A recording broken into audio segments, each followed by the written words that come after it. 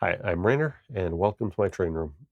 Today, I'm going to be working on the back of this scene here, or kind of near the back of it. If you've seen any of my older videos, this is my little lake or pond scene, and I've got a video where I built these two little cabins. If you want to take a look at it, I'll put a link up here. The back of this scene, I've got the backdrop back there, and I've got these little cliffs back here with some longer static grass on them.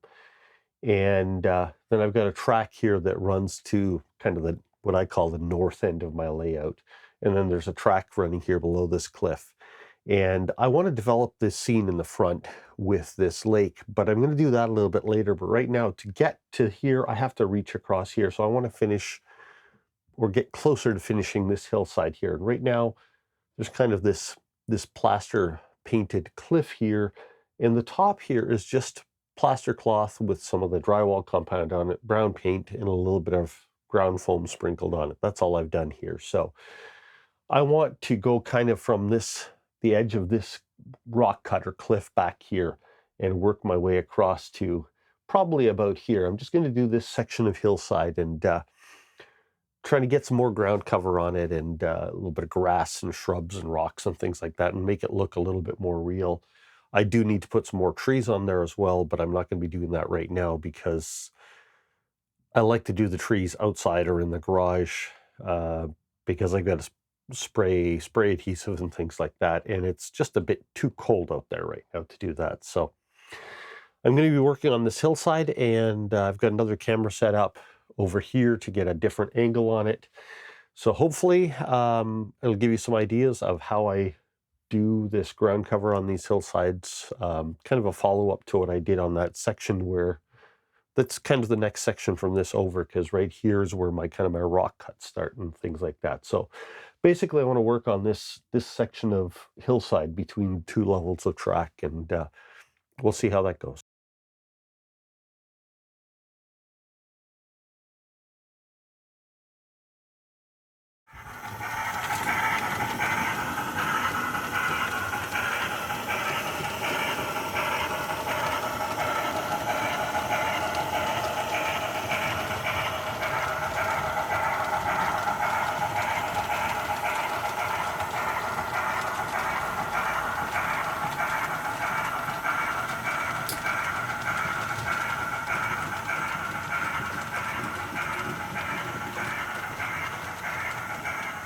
So as you can see along there, I got the ground cover down.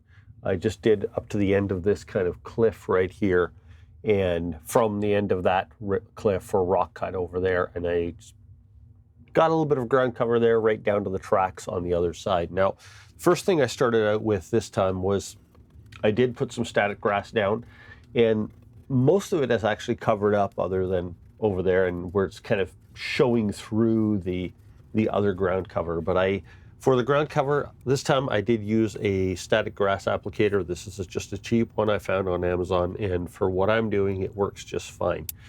Now, I'll go through a few things if you haven't used one of these.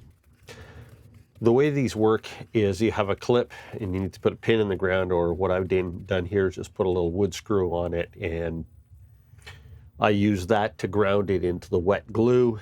And then when you're using this, you push the button and you shake it down, and the idea is that it creates a static charge and pulls the grass standing up once it falls into the glue. Now for the glue, I use Liquitex matte medium. It's actually an idea I got off of the Boomer Diorama YouTube channel, and this matte medium, I like it better than using straight white glue because when you put it down, it doesn't start to skin over like white glue does, so that if you're not fast enough putting down the static grass, it still falls in. It doesn't get kind of suspended on top of the glue. The static grass can actually penetrate the surface because it doesn't skin over until, as it dries, it just hardens up all the way through it, so it doesn't create that little skin that white glue does at first. So it works well for that. Actually, this is what I use for any adhesives on this whole thing when I was doing it. This either straight for static grass or watered down for various things. When you're using one of these, just be careful so you don't shock yourself. I've seen some people online saying they zapped themselves. Well, the problem is that when you're using it, you're pushing this button down. It's got a couple of AA batteries. And when you're pushing it down, you can see the light come on. When you let go, you think that's it. But the problem is, I don't know if you can hear this, there's still a charge in there. Now the charge is gone when I touch it, but if I push the button again, it builds up a charge in the capacitors. And I've heard of people getting zapped and they complain that the thing is junk. Just when you're done, let go of the button, touch it to the ground screw. You probably saw that flash there. That discharges the capacitor inside. So do that when you're done shaking the grass down so you don't zap yourself. When I put this away, I always take the batteries out. A couple of reasons, so the batteries don't go dead. If the button gets pushed down, also when I pull it out of the box, I'm not going to zap myself. So now that I've discharged it, what I'll do is I will take the batteries out and then put it away.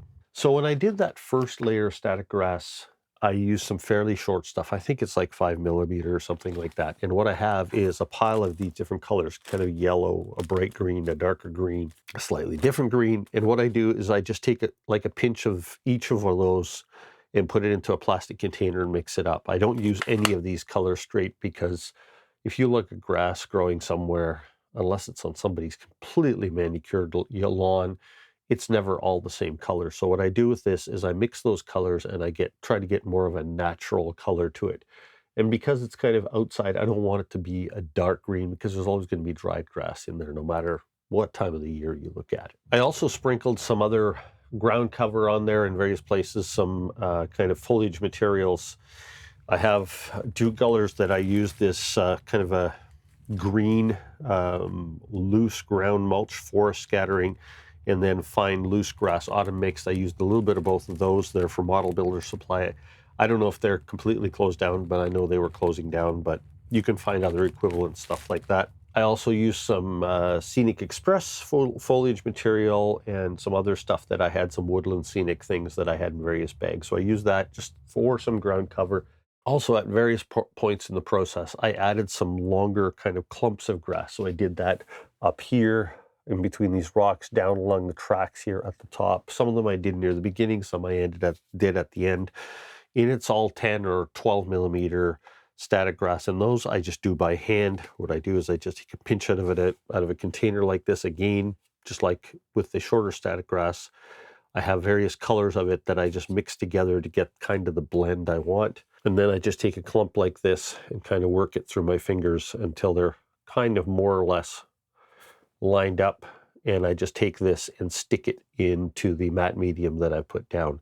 And you can create nice little clumps of grass. Again, this is another idea that I got from the Boomer Diorama YouTube channel. And I find that it works really well for creating these kind of clumps of grass growing in various places. And it's very kind of clean and neat because you can just put down just a little bit of the matte medium and just put those clumps of grass in without it spreading everywhere, all over the tracks and all over the other scenery. So it's nice for filling in little gaps as well. The next thing I did, I used some of this fall Woodland Scenics foliage netting. I bought this years ago and I have some kind of orange and yellow. It's kind of an orange and yellow mix. Basically, it's ground foam that's stuck to a fine mesh. So I just take it and pull it apart.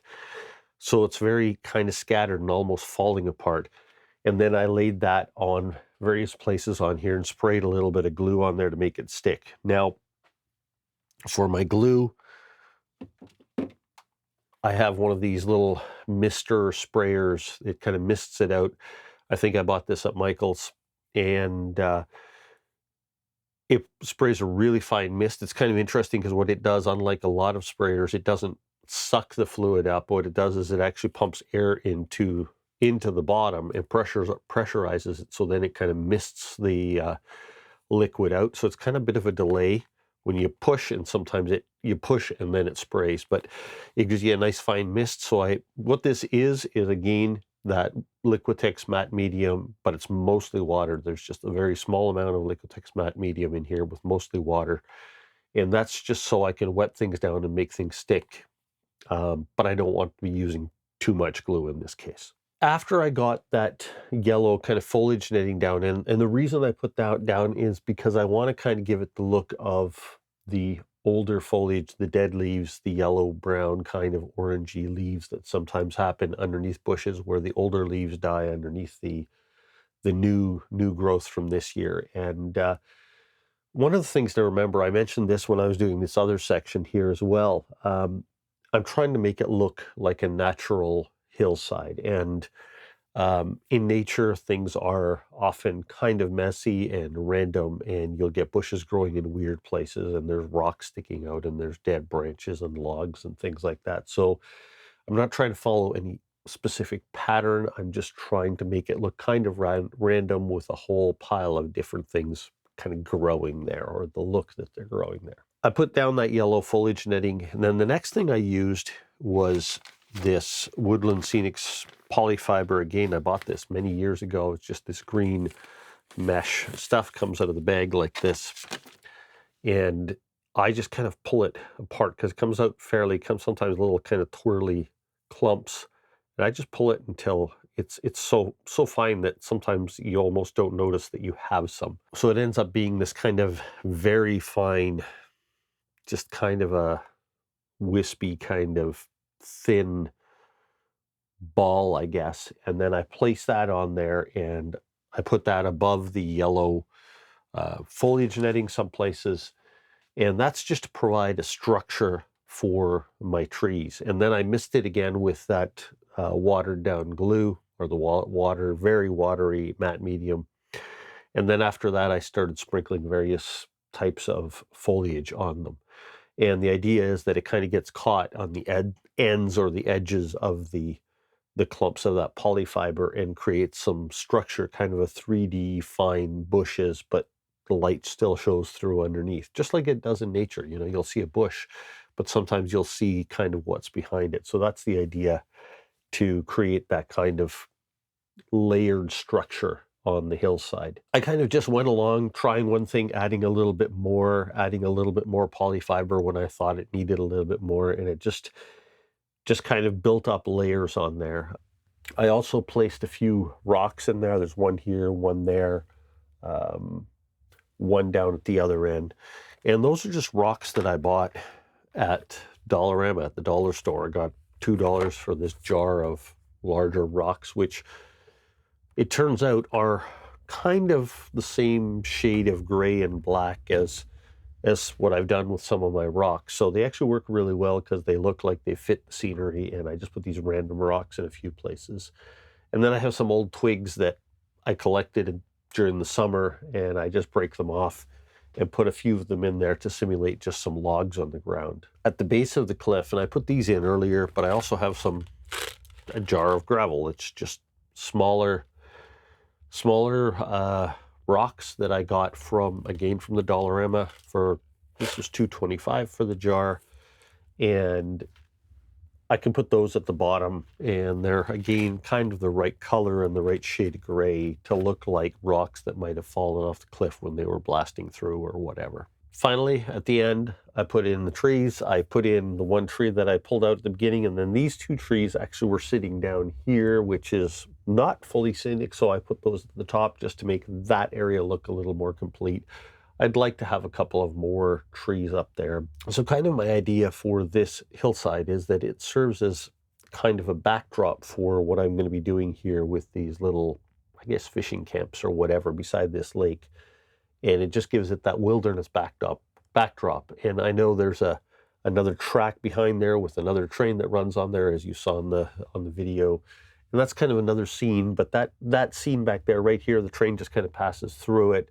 Over there at the top level is where I have my log loading scene, and I'm going to be working on that in the future, and I'll do another video on that. It's just kind of track right now. It's not, other than the backdrop, it doesn't have a lot of scenery happening in it.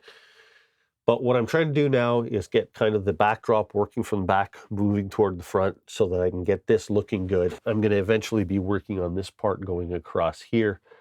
And once I get that done, then I can work on this kind of lake scene so I don't have to reach across this to do that part back there. Anyway, I hope this gives you, again, some ideas on on how to work with these scenery materials. There's no real right or wrong way. Just experiment with them. Put them down, put a little layer down. If it doesn't look right, you can always add a little more. And that's what I did with this. I'd put in a section, go, okay, this looks good, but let's put some grass right in here because it looks kind of bare and it looks like it's all too much the same.